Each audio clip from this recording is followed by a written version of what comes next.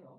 또 신학자들과 이제 성경에서 말하는 선이라는 건 절대선, 진리신 하나님이라는 걸 의미한다라는 얘기를 했습니다. 물론 하나님은 무소부재하신 분이시기 때문에 하나님의 부재란 모순된 개념으로 들릴 수 있어요. 그렇기 때문에 우리는 성경이 말하는 이 선의 부재에 대해서 이렇게 이해할 수 있습니다.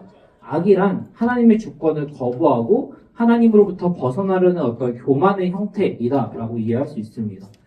존 웨슬리는 이러한 개념에 대해서 자유의지라는 표현으로 개념을 정리를 해요. 존 웨슬리는 사람에게 부여된 하나님의 형상을 자연적 형상, 도덕적 형상, 정치적 형상 이렇게 세 가지로 정리를 하는데 사람이 자유의지를 갖는다는 것은 자연적 형상의 속성에 해당이 된다라는 이야기입니다.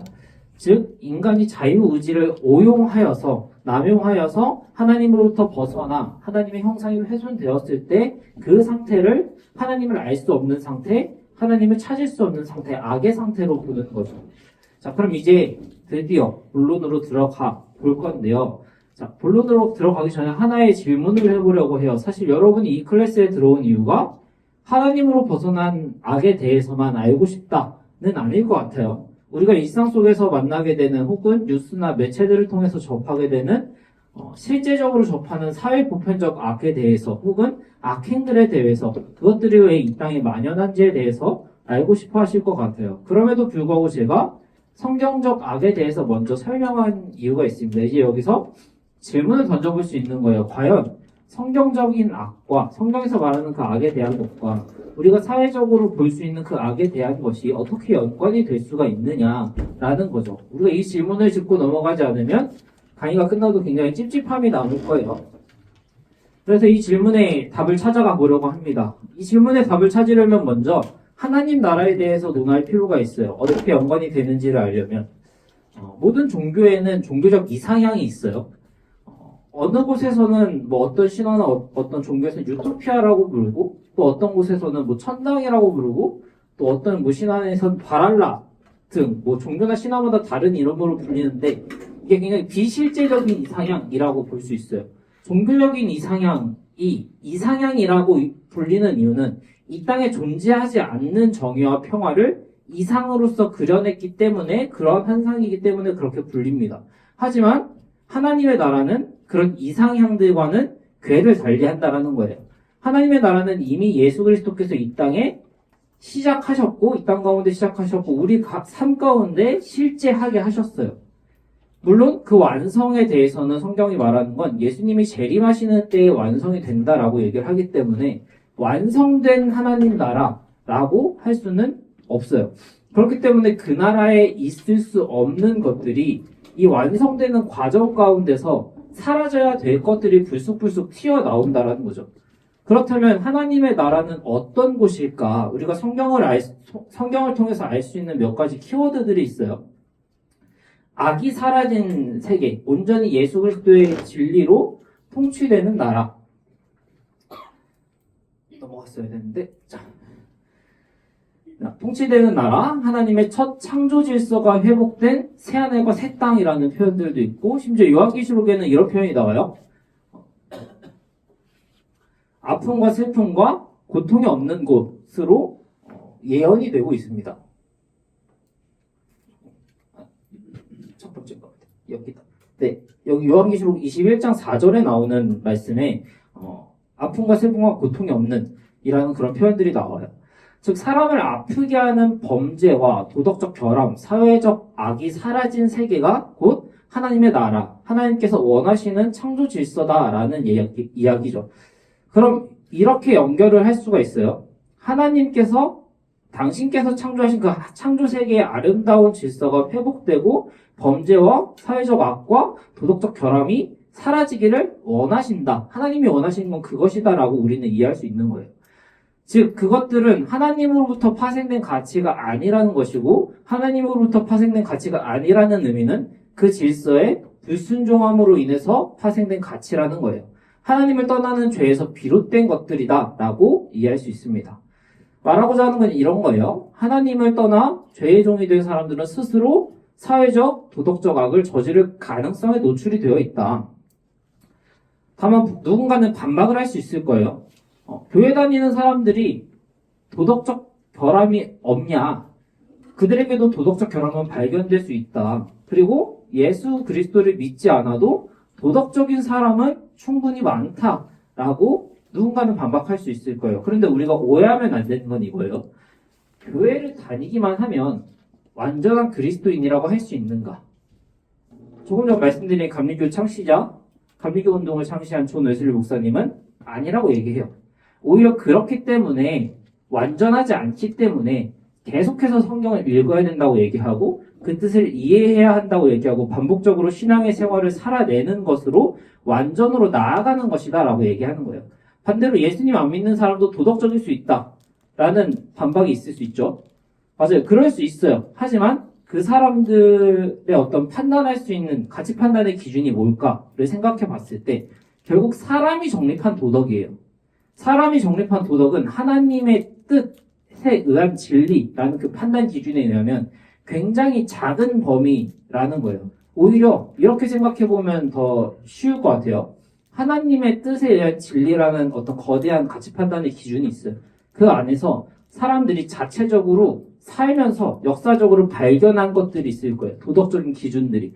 그 기준들로 사람들이 잘 지켜가면서 살아가는 것. 그게 사람들이 말하는 사회에서의 도덕이다라고 말할 수 있는 거죠. 그럼 이제 드디어 본론을 들어가 볼까 해요. 이제 드디어 본론입니다. 자, 하나님은 어째서 사람이 악을 선택하는 걸 막지 않으시는 걸까?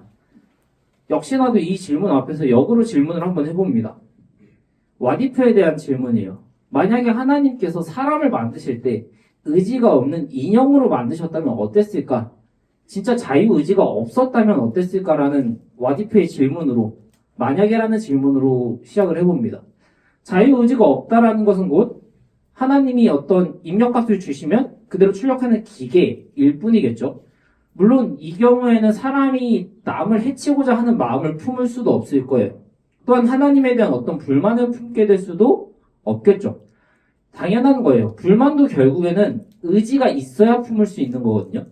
즉 악의 문제를 다루는 것은 곧 인간의 자유의지에 대한 문제를 다루는 것이고, 따라서 하나님께서 악을 제거하신다는 것, 악의 가능성을 제거하신다는 것은 사람에게 주어진 그 자유의지에 대한 전적인 제한을 의미하는 게 되겠죠. 그리고 이 자유의지의 제한은 하나님의 창조 목적에서 벗어나게 된다라는 거예요. 아직 여기네. 자, 우리는 그 이유를 다 알 수 없어요. 하나님이 이미 사람을 창조하실 때 자유의지를 부여하셨는데 그 이유를 우리는 차마 다 알 수는 없지만 그럼에도 불구하고 생각을 해보는 거예요. 그렇다면 그렇게 하심에는 분명한 목적이 있다라는 걸 생각을 해보는 거예요.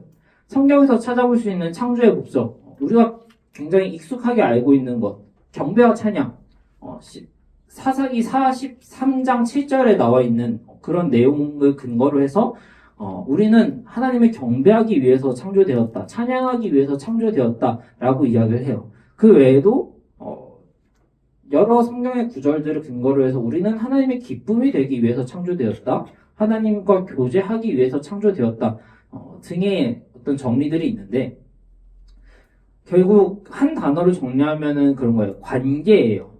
그리고 이 관계는 일방적이고 기계적인 관계가 아니라는 거죠. 하나님이 원하시는 관계는 내가 너희에게 그랬듯이 너희도 나에게 똑같이 해라라는 거예요. 물론 그렇기 때문에 예수님은 마음을 다하고 목숨을 다하고 뜻을 다하여 하나님을 사랑하라 라고 말씀하세요. 예수님은 온 율법과 선지자의 강령에 대해서 말씀하실 때 하나님을 사랑하는 것에 대해서 말씀을 하십니다.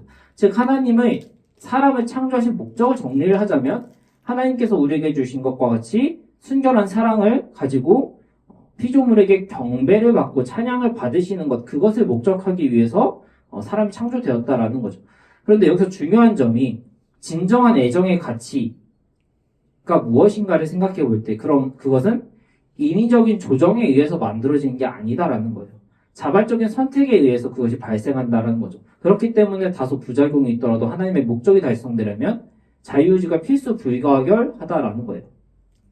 그러면은 여기서 약간 조금 어떤 단골 기질이 있는 사람이 이 얘기를 들으면은 다시 얘기를 할 수가 있어요. 다시 반박을 하겠죠. 그럼 자유의지가 필수 불가결하면 악이 방치돼도 좋은 거냐라고 조금 공격적인 질문을 할 수가 있는 거예요. 그런데 그건 아니거든요.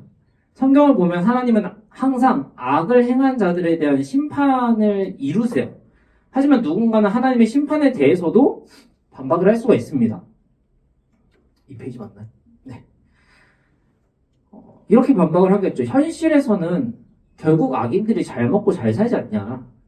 이제 여기서부터 진짜 변증이 시작이 되는 거죠. 여러분, 우리는 부유하게 사는 것, 자기 쾌락에 젖어서 사는 이런 것들과 진짜 잘 사는 걸 구별해야 돼요. 잘의 기준이 영원한 생명이라는 그 소망이라면 그들은 결코 잘 먹고 잘 살고 있지 않습니다. 성경은 분명히 사람이 떡으로만 사는 게 아니라고 말씀하고 있어요. 그 악을 행하는 이들이 얼마나 좋은 것을 먹고 좋은 것을 입고 어떤 악행으로 인해서 큰 자기 만족을 느끼던지 그들은 결국 꼭 잘 살고 있는 게 아니라는 거예요. 그리고 그 기준은 결국 하나님의 심판 가운데 평가될 거라고 성경은 말하고 있어요. 여기서 변증이 끝나면 참 편하고 좋겠지만 여기서 끝나면 기독교 변증이 아닐 거예요. 사람들은 또 질문을 합니다. 그럼 결국 그 악은 아주 나중에 심판이 되는 거 아니냐, 사는 동안에는 허용이 되는 거 아니냐라고 질문을 할 거예요. 그런데 현행법을 비유해서 생각을 해봤으면 좋겠어요. 판사가 안 보는 곳에서 범죄를 저지른다고 그 범죄가 허용된 범죄일까요? 그건 아니거든요. 허용되지 않은 행동이기 때문에 범죄라고 불리는 거예요. 마찬가지로 하나님은 단 한 번도 악을 허용하신 적이 없어요. 그저 악을 행한 사람을 죄라는 질병에 걸린 환자로 보시기는 해요.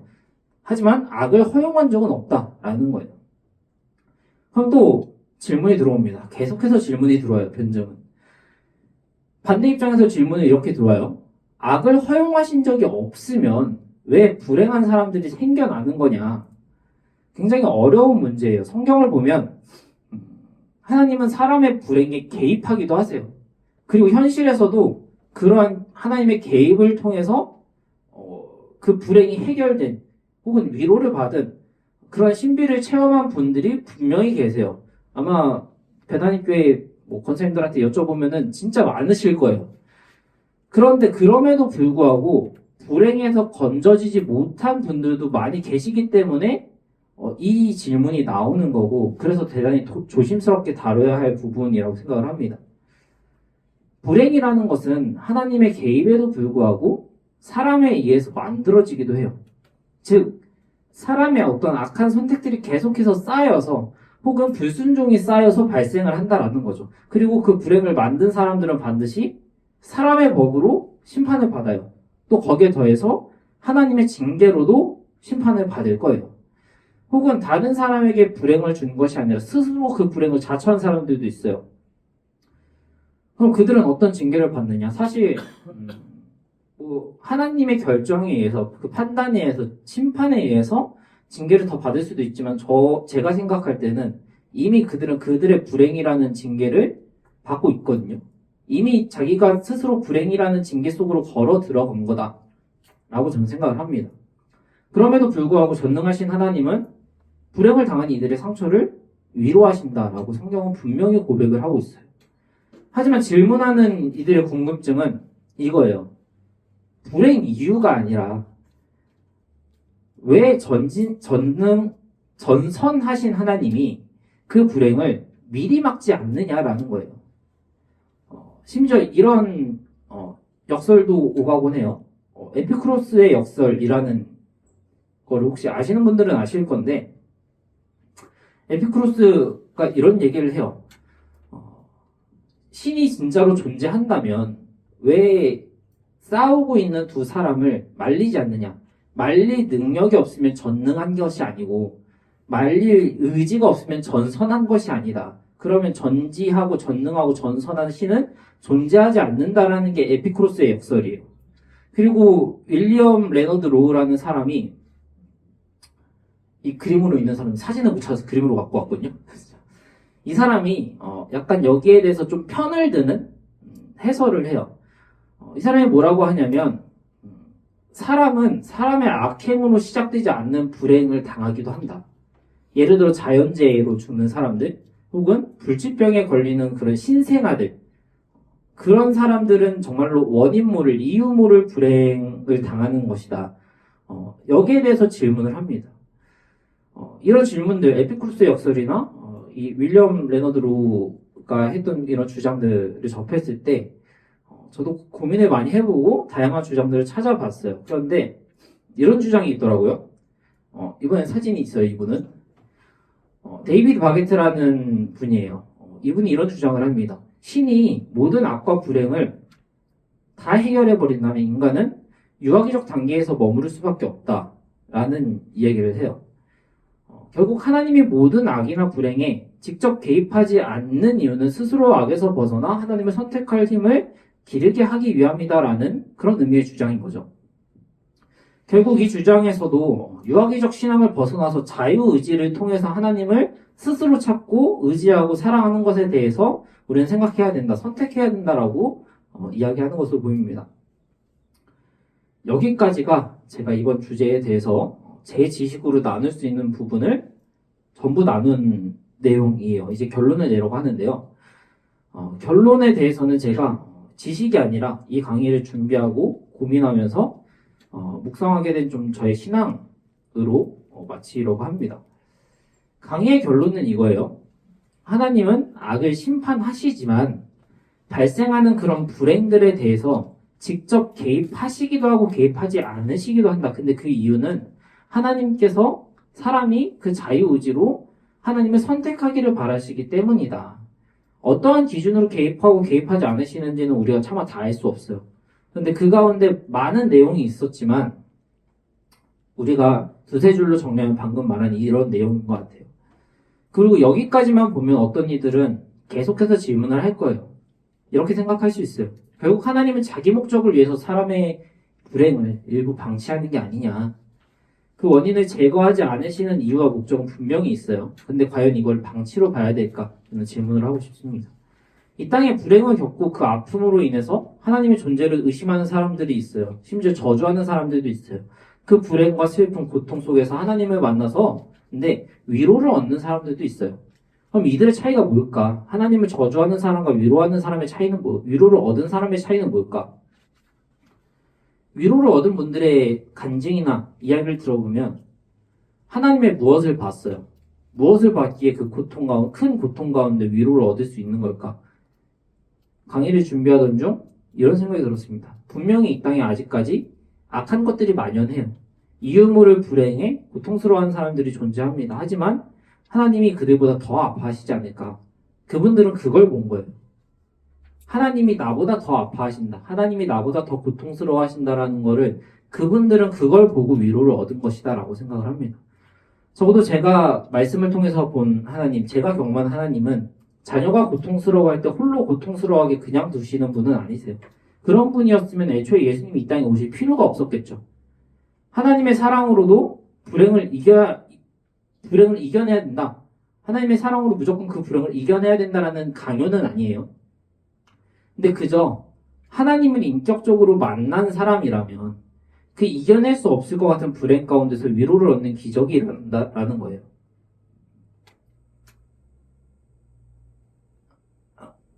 네. 자녀의 고통을 누구보다 마음 아파하시는 하나님이시기에 자녀들이 완전하게 죄악의 고통에서 벗어나기를 바라시는 하나님이세요. 그리고 그 날을 우리에게 약속을 하셨어요. 그러한 하나님을 인격적으로 만나게 된다면 감히 하나님의 사랑을 두고 하나님이 과연 전지전능 전선하신 것이 맞느냐라고 물을 사람이 있을지 저는 다시 한번 물어보고 싶습니다. 이런 생각을 하며 강의를 마치고자 합니다. 이 땅의 죄악과 사람의 불행을 누구보다 아파하시며 더 완전한 하나님의 나라를 주심으로 구원하시길 원하시고 계획하시는 하나님, 그분의 사랑을 알고 약속을 믿음으로 오늘도 살아가는 저와 여러분들 이를 주님의 이름으로 축복하며 기도합니다. 마치겠습니다.